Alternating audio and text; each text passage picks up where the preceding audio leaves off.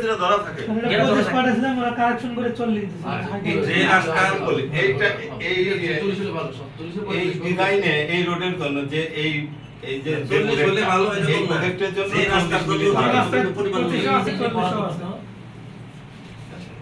কয় কোটি টাকা উবরাই লাগা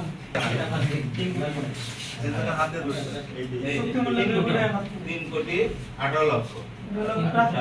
আর ঠিকাদার কত দিছে 8 কোটি 3 কোটি টাকা ওই দেখি কন্ট্রাক্ট অ্যামাউন্ট আছে এই যে আমাদের এক্সেন্সার এই তারকে